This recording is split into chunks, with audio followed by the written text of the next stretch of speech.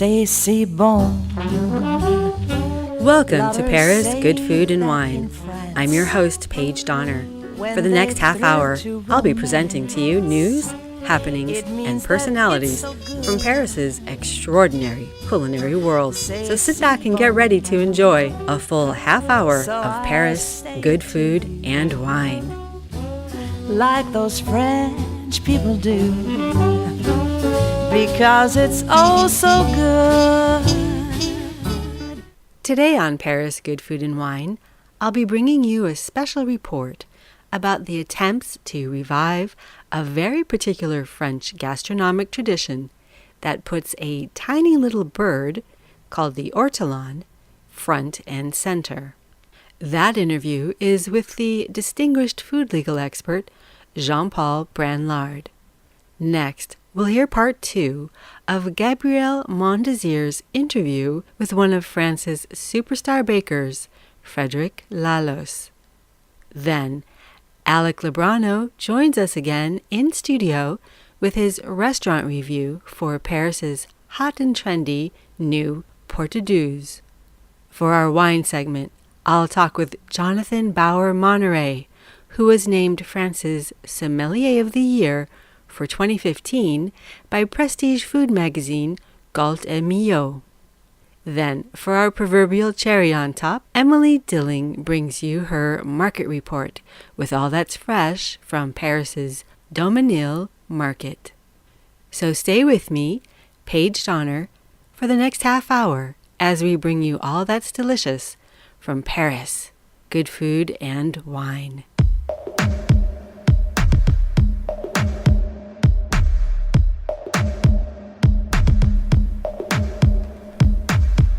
The ortolan is a legendary dish in French cuisine. The aura and myth surrounding it seem to have deepened after it was declared a protected species and banned from French menus in 1999.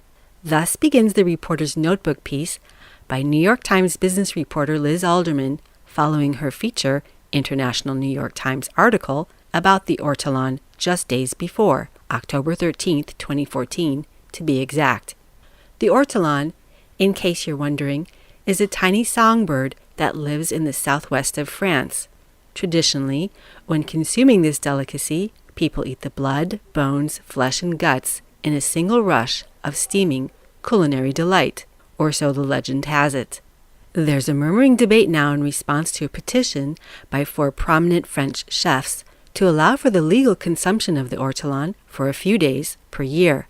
So, recently, when I found myself face-to-face at a public gathering with one of France's foremost legal food experts, Jean-Paul Branlard, I could not resist asking him for his professional opinion about this matter.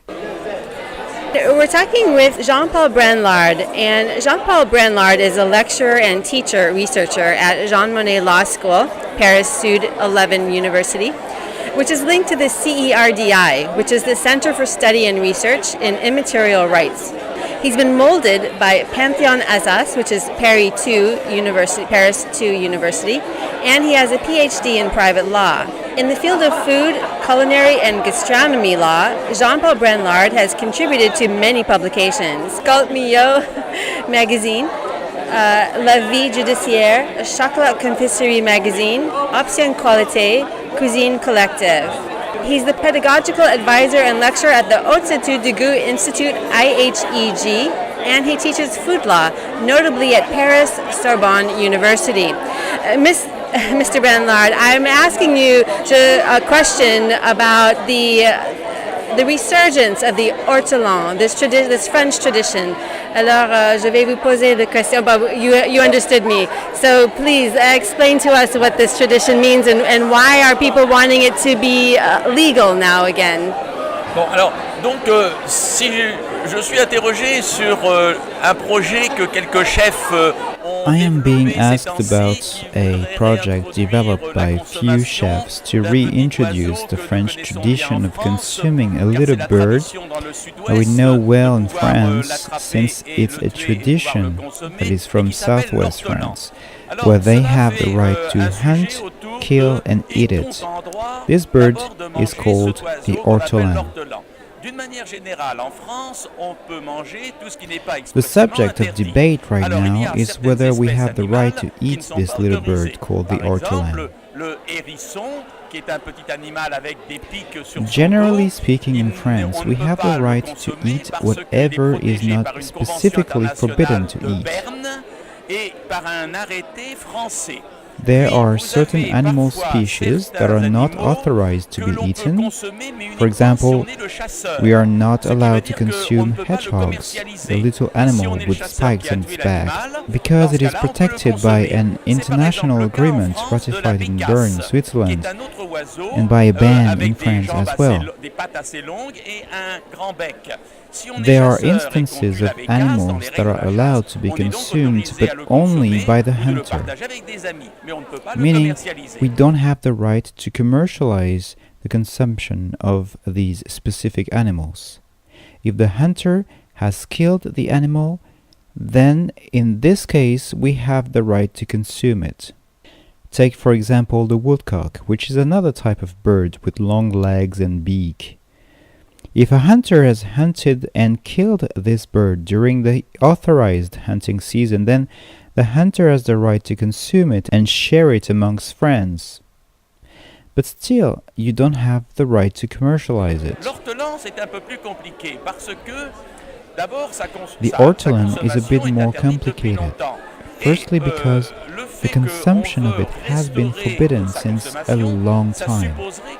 So, if we want to restore the right to consume this bird, that means that we would have to delete the text in the law that has forbidden its consumption for so long.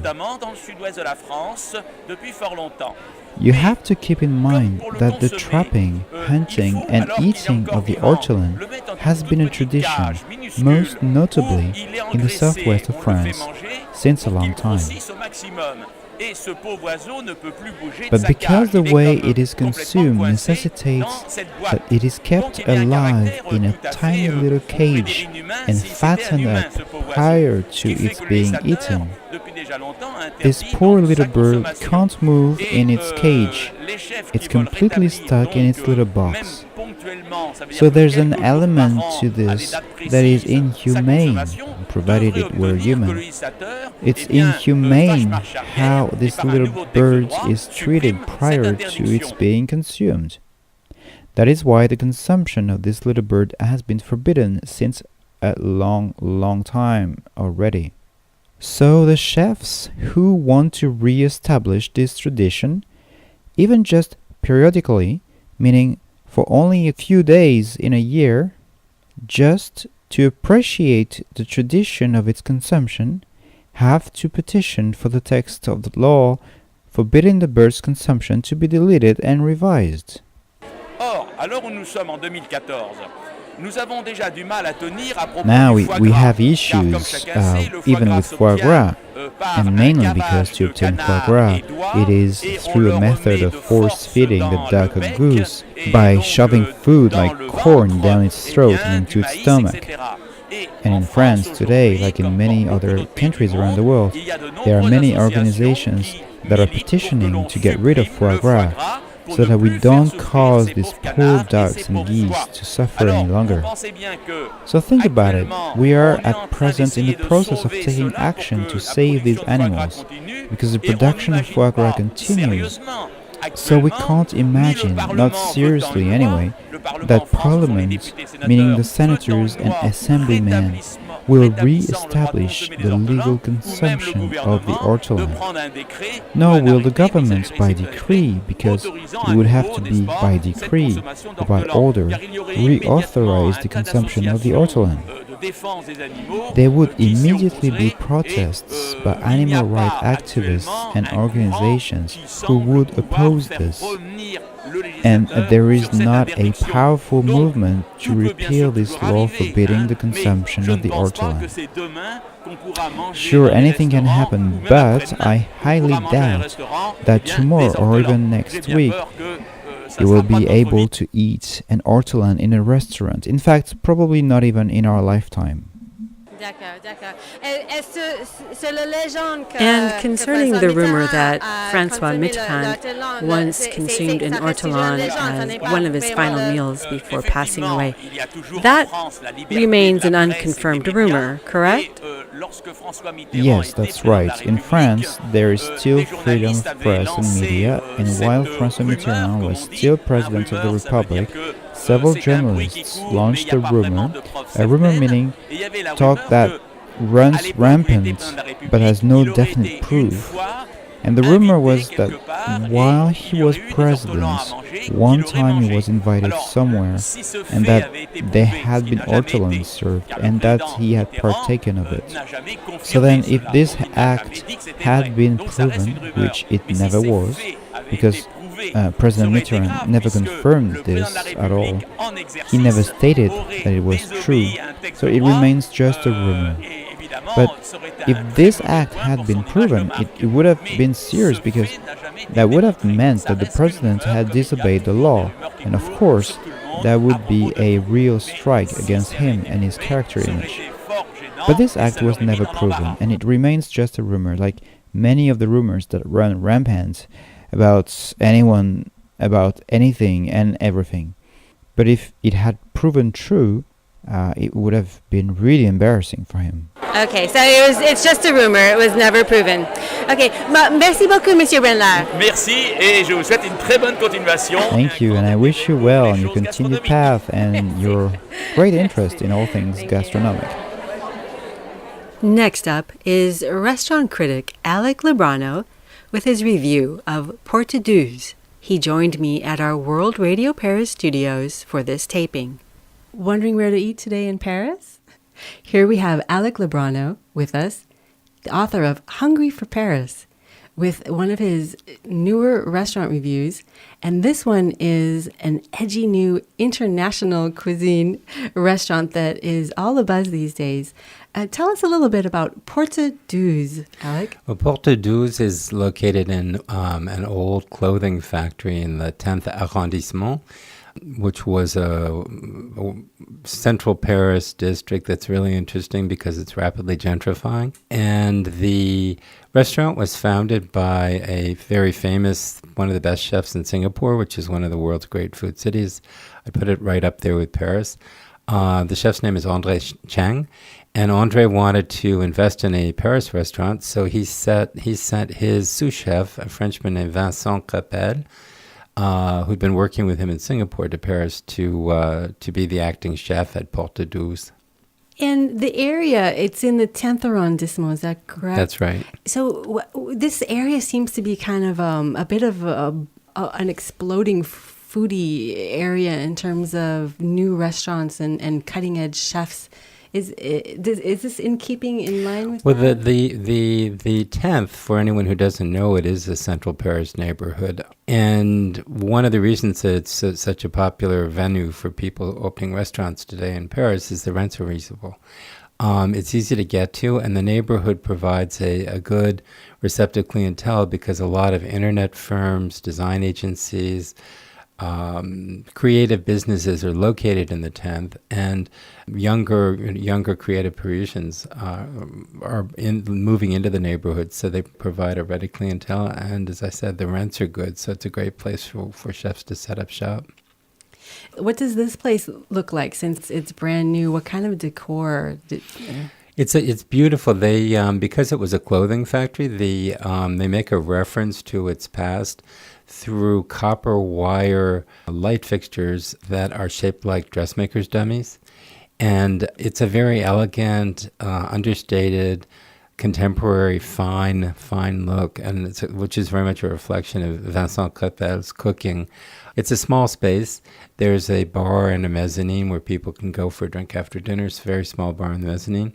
The chef works in a minuscule open kitchen. You can see the four of them working behind a counter. It's mesmerizing performance every night. And but they've been very careful not to over decorate a small space. Prudent, maybe. I think so. You bet. And so What kind of a cuisine with somebody like Andre Cheng backing it? Do we have Asian influence? Very much so. I mean, Vincent Crapel is from the southwestern France, so he has Gascon roots. But the experience in Asia has exposed him to lots of new produce and techniques. And so when coming back to France, it's not fusion cooking. It's a much more intelligent and much more subtle than that. But every culture has its own preferred flavor pairings. For example, in Central Europe, they use a lot of dill. In France, they like thyme. In Southeast Asia, the herbs are everything from lemongrass to Thai basil. And Vincent came back to Paris with an exposure to the way that the Asians cook, and it informs his menus. A memorable dish that you might go back to the restaurant, back to Porte Douze for one more time? The menu changes constantly there. So if you do decide to try the restaurant, and you really should, the menu, I think, is revised almost daily. Not completely, but it changes daily according to the chef's inspiration and the produce. But a dish that I particularly liked when I went the other night was a grilled mackerel that came in a pool of jade-colored cucumber juice with deep-fried baby fish and borage, the herb borage, which tastes like oysters. And it was a beautiful, subtle, really deceptively simple, but ultimately very complex and very accomplished dish. So what kind of a rating can we get from you for this restaurant? I would give the Porte Douze. I think they're really well out the gate, and I think that that Vincent Crapel richly warrants an A-. And it's a restaurant I very much look forward to going back to. I look forward to checking it out myself too. Thank you, Alec. You're very welcome, Paige.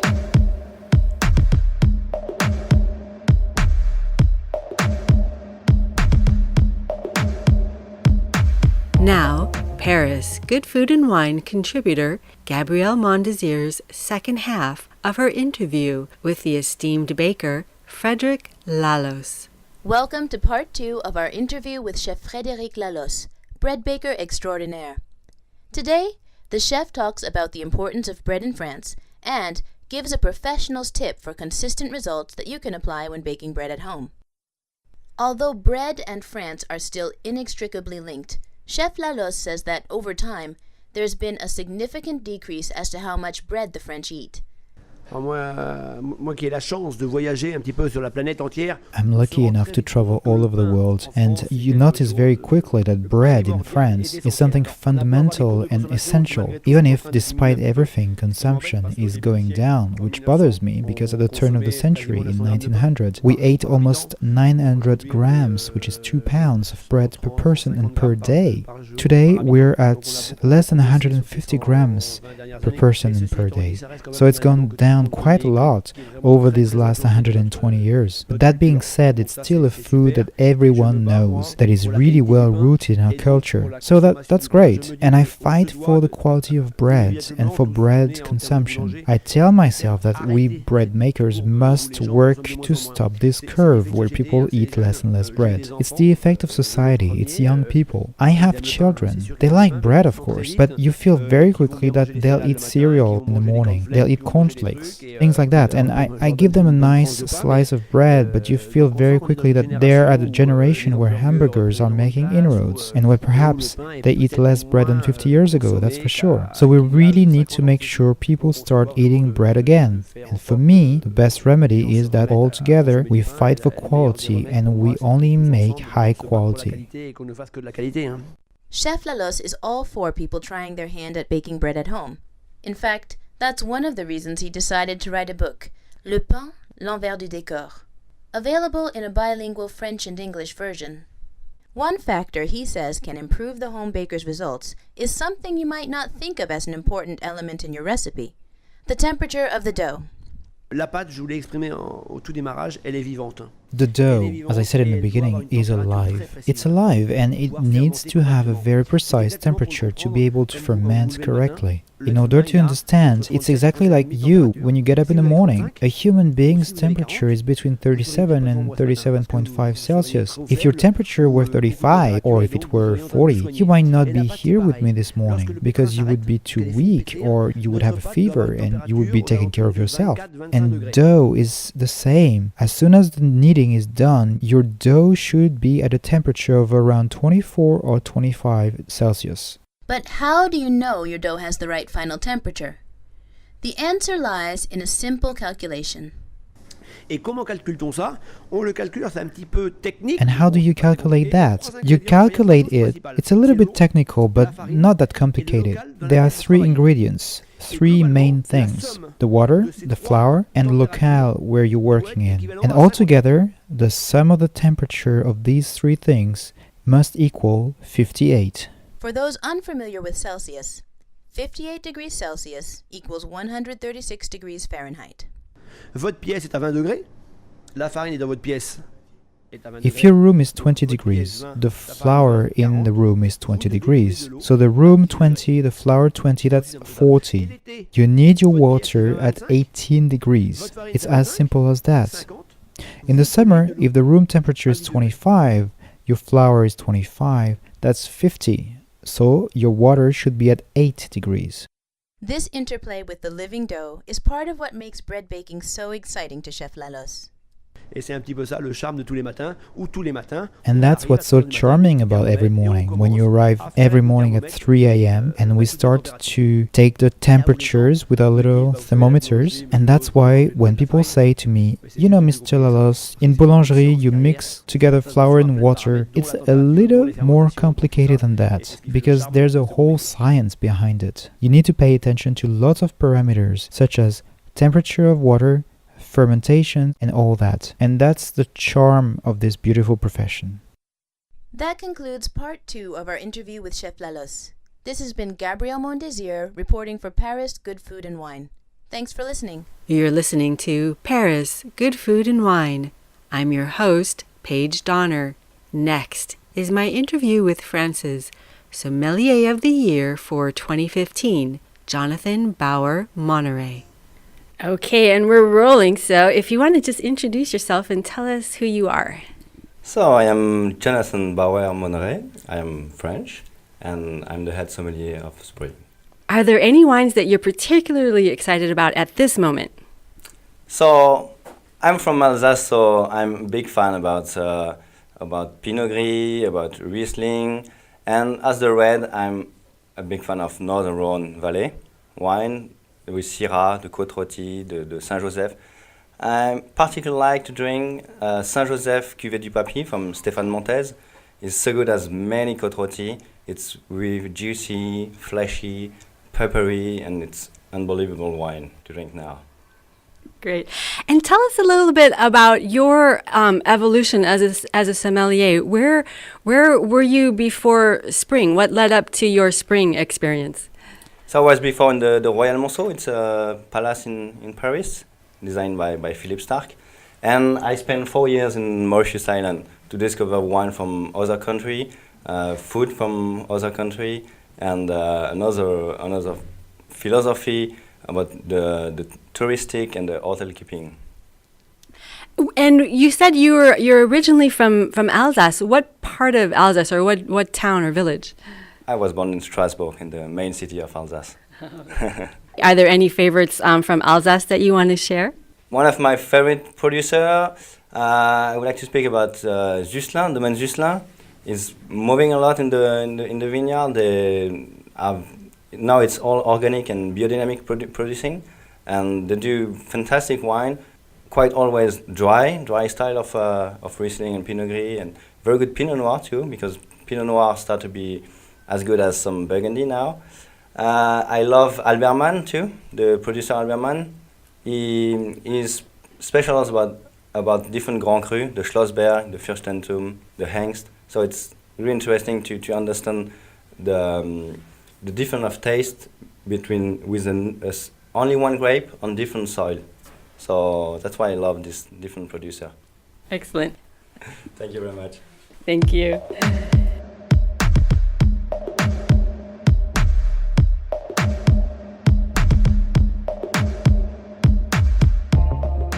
Stay tuned as Emily Dilling takes you with her to Paris's Daumesnil market to discover what's fresh now. I'm Emily Dilling for Paris Good Food and Wine, and this is the Paris Market Report. Today we're exploring Marché Daumesnil in the 12th arrondissement. Marché Daumesnil is the longest market in Paris, and it's where you will find an enormous selection of produce, meat, cheese, fish, and freshly baked bread. While there are several certified organic stands at this market, I prefer to buy local, from independent farmers. That's why I always stop by to see Jean-Luc Dormois when I visit Marché Daumesnil. Jean-Luc's farm is only 25 kilometers from Paris, in the Île-de-France region, and he's always happy to take the time to talk about his beautiful vegetables. Ça, c'est le potiron. C'est comme ça, c'est pour faire la soupe. C'est comme ça là-bas. Voilà. This time of year, Jean-Luc has all kinds of interesting varieties of seasonal produce, including winter squash, radish, and cabbage, as well as a wide array of root vegetables such as parsnips, turnips, potatoes, and carrots. One thing I love about shopping at Jean-Luc's stand is that he always has advice and recommendations for how to prepare his vegetables. On this November visit, Jean-Luc, hearing my American accent, offered a suggestion for which pumpkin I could use to make a pumpkin pie for Thanksgiving. It's this kind of care and attention from the farmers, with both their products and their customers, that makes Paris markets such a pleasure to discover. The selection of organic and local vegetables at Marché Daumesnil can be so overwhelming that you forget about the other great products you can find at the market.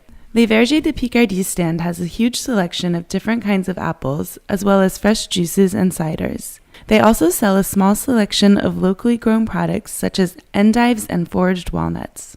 Another favorite vendor at the market is the gray-haired Monsieur Chevroux, who sells goat's cheese from the Touraine region in the Loire Valley. This friendly vendor explained his different varieties of chèvre to me, including the local specialty, a raw milk goat's cheese called Sainte-Maure.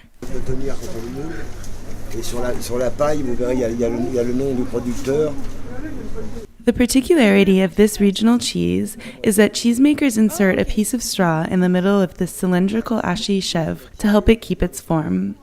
Oh, ok, on le retire avant qu'on coupe, c'est ça? Oui, c'est okay. Ça, après vous allez la trouver, vous la cherchez là, vous tirez la paille, elle est comme ça. Ok. Monsieur Chevroux showed me how to remove the straw by sliding it out of the center of the cheese. This should be done before cutting into the chèvre. He also advises that you remove the Sainte-Maure from the refrigerator and let it sit long enough to come to room temperature before serving. That's all the time we have for today's market report, but you can continue to explore Marché Daumesnil on Tuesdays and Fridays until 2:30 p.m. on Boulevard du Rouilly in the 12th arrondissement. For Paris Good Food and Wine, I'm Emily Dilling, and this has been the Paris Market Report. Thanks for joining us for this half hour of Paris Good Food and Wine. Myself, Paige Donner, and the rest of the team look forward to seeing you again here for the next episode of Paris Good Food and Wine. Because it's so good.